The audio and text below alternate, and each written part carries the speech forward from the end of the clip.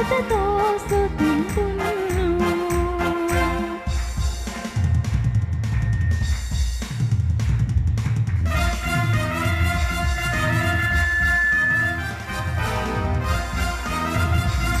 రూపింపబడిన ఏ ఆయుధం ఉండినను నీకు విరోధమైనది ఏది వర్ధిల్లదని దేవుని మాట సెలవిచ్చాడు.